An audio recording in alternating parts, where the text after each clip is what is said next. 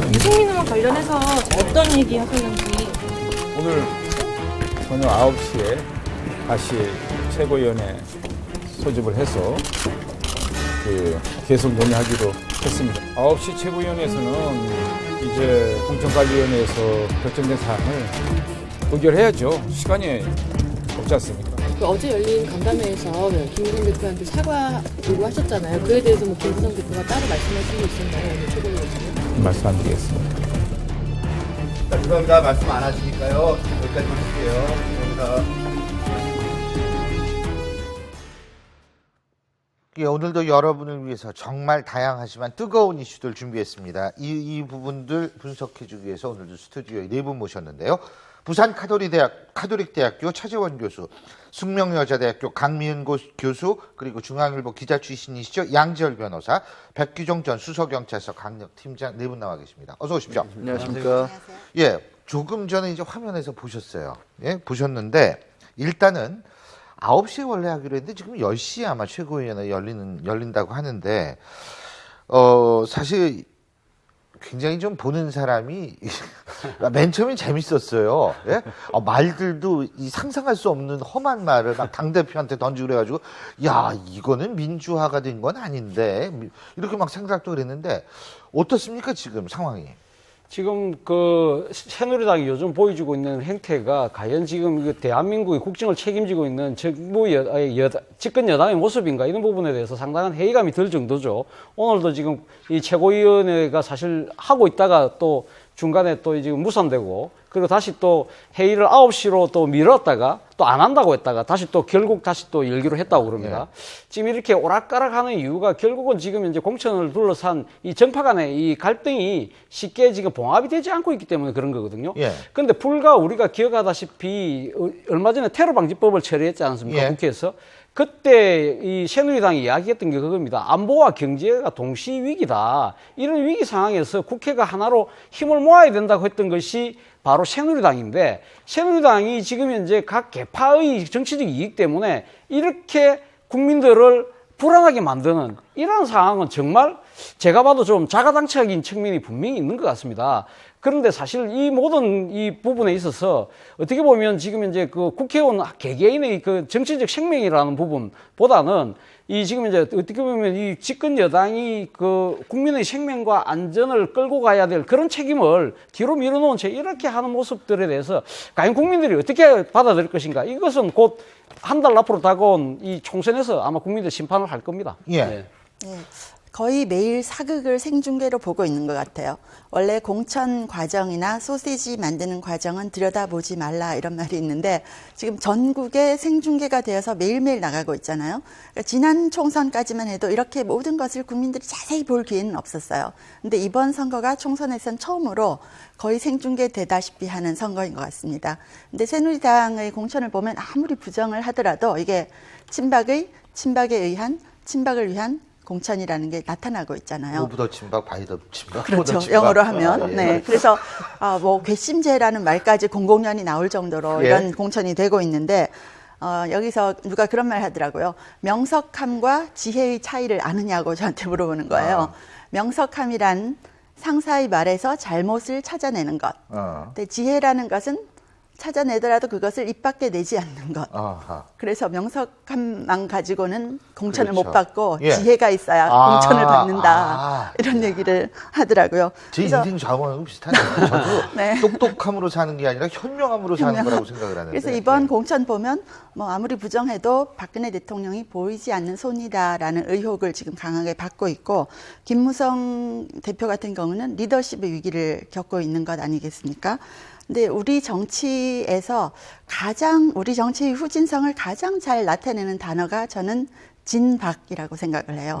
친박도 아니고 어떻게 진실한 친박을 감별해내겠다는 이것이야말로 정말 이 정치의 후진성을 보여주는 것인데 새누리당, 우리 집권 여당이 이런 길을 가고 있다는 게 국민의 한 사람들 너무나 안타깝습니다. 자, 지금 두 분께서는 그런 말씀을 하셨는데 여기서 한번 보고 넘어가야 될 만평이 하나 있습니다.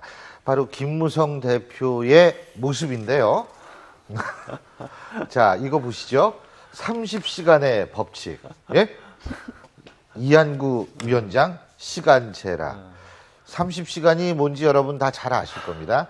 김무성 대표가 항상 툭 던지고 나서 30시간 정도 후에 사과하거나 개헌에 개짜도 안 꺼냈다고 얘기를 하거나 이랬기 때문에 30시간이거든요.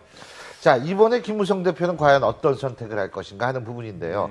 사실 지금 만화에는 이렇게 나왔습니다만 솔직한 얘기로 김무성 대표 완전히 뭐 상처투성이 아닙니까 지금 이번에? 근데 저 만화를 보면서요, 저는 뭐 굉장히 참 절묘한 만화인데 저는 눈이 또 갔던 게 총구는 막상 하늘로 향해 있어요. 무슨 얘기냐면 저는 저게 의도하신 건지 어쩐 건지 모르겠지만 총을 겨눌 필요도 없을 것 같다는 생각을 하신 것 같아요. 있다. 그냥 기다리기만 하면 되는 게 아니냐. 왜 그러냐면 다른 게 아니라 뻔히 수가 너무나 보이는 싸움에서 김무성 대표가 계속해서 양보를 하다 보니까 이제 와서 반대의 진영인 이양구 공천위원장 입장에서는 이제 김무성 대표가 취할 수 있는 카드라는 게 별로 없다. 예. 어차피 최고위에 가서 뭔가를 내놓더라도 공관위에서 다시 한번 재의결을 해버리면 끝이 나는 것이고 그다음에 최고위 내에서 얘기를 해서 싸운다고 할지라도 최고위 내에도 친박이 훨씬 더 많은 숫자인 거고 그렇다고 정말로 도장을 안 찍어? 도장 안 찍는 사태 나오면 비대위 만들면 그만인 거거든요.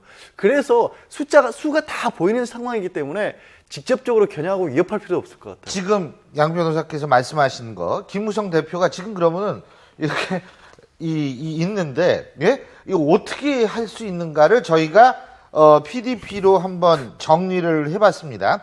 김무성 대표의 선택 가능성 3개입니다. 첫 번째, 옥새 투쟁. 옥새 투쟁 잘못하면 옥쇠가 될 수도 있어요. 예, 의총에서 농성하는 것, 대표직을 던지는 거. 자, 3가지인데 이 3가지를 하나하나씩 한번 해봅시다. 옥새 투쟁, 도장 안 찍는다. 나 도장 못 찍어. 가능하다고 보세요? 저 뭐 지금 이제 공당의 대표, 특히 집권 여당의 대표가 옥새 투쟁을 한다는 것은 정말 말이 안 되는 이야기죠. 오늘 뭐 조국 교수가 그렇게 그 김무성 대표의 정치 행보를 약간 좀 조롱하듯이 하면서 옥새 갖고 자기 같으면 한 일주일간 사라지면 잠적하면 되지 않느냐 이런 이야기를 하는데 사실 그럴 수가 없죠. 지금 이제 뭐 24일부터 등록인데 지금 그 김무성 대표가 옥새를 갖고 잠적을 할 거면 다른 지금 이제 공천된 분들이 가면 정치적 운명은 어떻게 됩니까? 그거 말 그대로 지금 총선을 하지 말자는 이야기거든요. 그거는 현실성이 없다고 보고요. 어총 농성도 제가 봤을 때는 김무성 대표가 지금 어총을 할 수 있는 상황도 아닙니다. 왜냐하면 사실 어총 농성을 통해서 뭔가를 하려고 하면 같이 어총을 할 수 있는 비박계들이 같이 손을 잡아야 되는데 지금 비박계들 같은 경우도 지금 다 정치적 갈려져 있죠. 지금 이제 다 이 공천이 된 사람, 안 된 사람 이렇게 다 지금 나눠져 있기 때문에 사실은 하려고 했으면 지금 그 옥새 투쟁을 하든 무슨 투쟁을 하려고 하면 김무성 대표가 사실은 첫 번째 컷오프가 나왔을 때 본인이 뭐라고 그랬으면 사양식 공천제를 흐트릴 수 없다. 나를 밟고 가라. 총선이 지는 한이 있더라도 정치생명을 걸겠다고 이야기했지 않습니까? 그때 이야기를 했어야죠. 그때 비박계들 다수가 자신의 정치적 생명이 어떻게 될지 모르는 상황이었기 때문에 그때 같았으면 어청 농성이 가능할 수 있습니다. 그러면 할 수 있는 방법은 뭐냐? 제가 봤을 때 가장 현실적인 건 세 번째 카드죠. 대표직을 걸고 지금 사실 김무성 대표가 본인은 지금 경선에 회부되어 있기 때문에 지금 아마 본인은 지금 이 상태로 가면 육선 의원은 하겠죠. 아, 그거 여쭤보려고 그랬어요. 예. 아니, 국회의원에 그렇게 공천 받고서 그 다음날 입을 여신 분이 대표직을 던질 수 있을까요?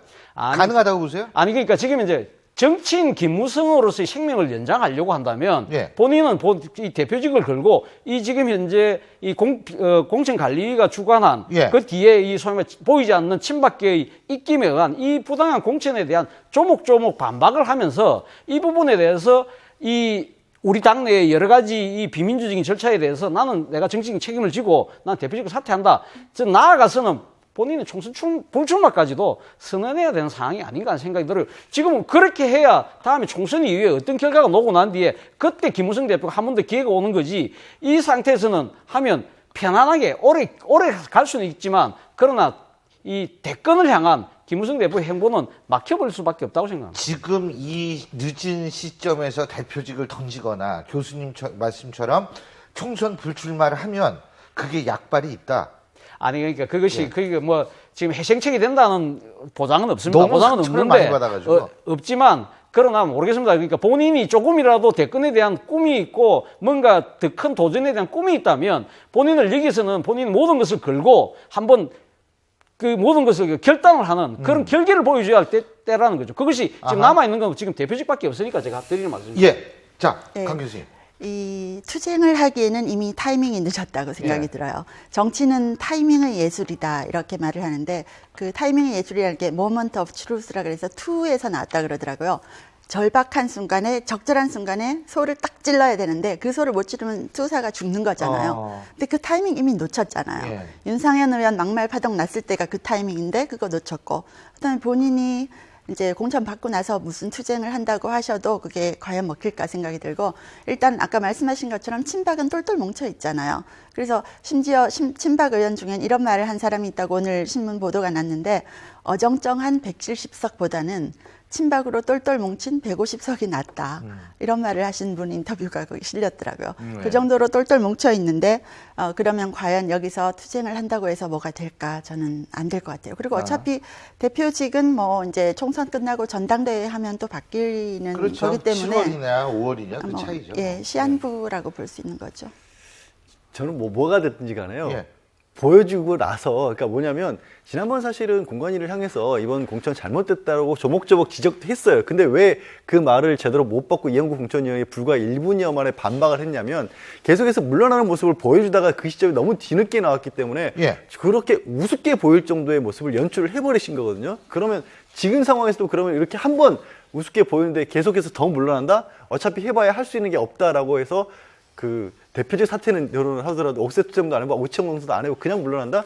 저는 김무성 대표라는 이름 자체가 사라질 것 같아요. 그럴 바에는 설령 못 이기더라도 처절하게 깨지는 모습이라도 보여주고 깨져야 그나마 불씨가 남지 않을까요? 지금 깨진다는 말씀하셨는데 바로 처절히 깨지는 모습을 한번 보여주고 싶어하는 사람은 전 김무성 대표가 아니라 유승민 전 원내대표가 아닌가라는 생각이 듭니다.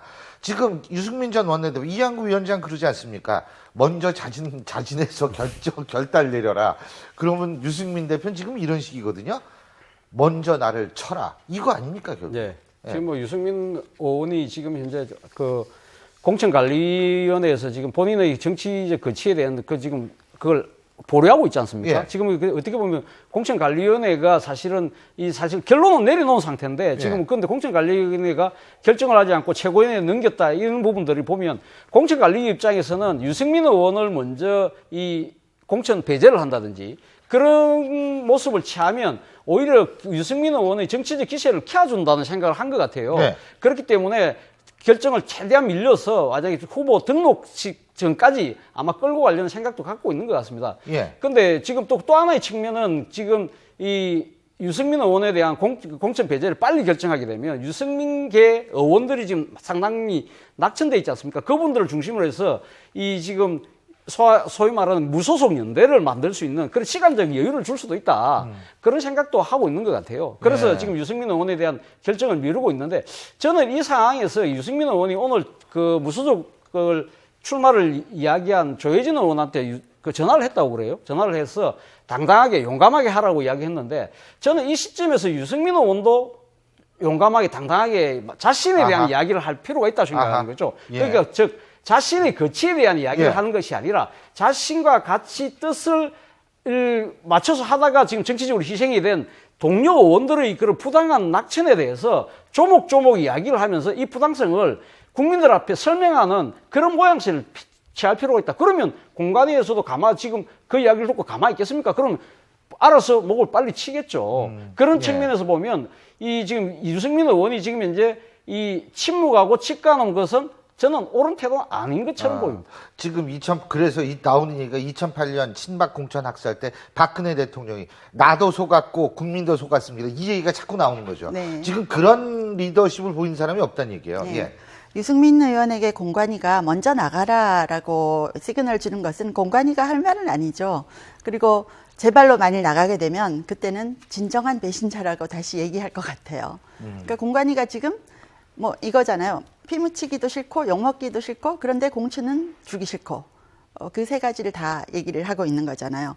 유승민 의원 입장에서는 사실은 쫓겨나야 동정표를 받는 것 아니겠습니까? 제발로 나가는 것보다. 우리나라는 그렇죠. 네, 또. 쫓겨나야 예. 동정표를 받는 거죠.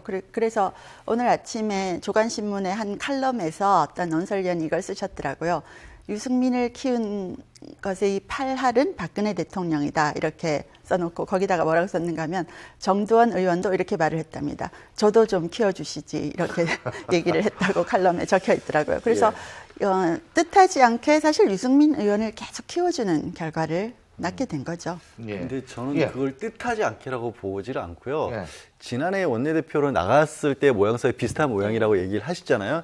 그게 약간은 저는 차라리 의도된 것 같다는 모습을 보는 게 지금 상황이 길게 버티는 게 보는 사람의 입장에서는 유승민 의원을 싫어하는 쪽 입장에서는 정말 예. 꼴 보기 싫게 버티는 모양이 만들어진 예. 거고 유승민 의원을 지지하는 입장에서 희생하는 모양이 만들어져서 예. 양쪽이 완전히 찢어지는 모양새가 된 거예요. 그래서 유승민 의원을 놓고 완전히 양쪽이 척을지게 만들어서 이쪽은 아까 말씀하셨죠. 오히려 진박들끼리 똘똘 뭉치자를 이걸 통해서 이뤄내는 것 같아요. 예. 그래서 근데 국민 입장에서 봤을 때는 그건 뭐죠? 새누리당을 지지하는 사람들 입장에서 당을 그렇게 쪼개가면서까지 과연 그렇게 모여서 하려는 게 뭐냐? 그게 회의를 들게 만드는 거죠.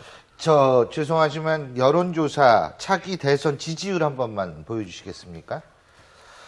자, 이 지지율을 보면은요, 김무성 대표가 19.3%, 유승민 의원이 18.7% 이렇게 올라갔어요.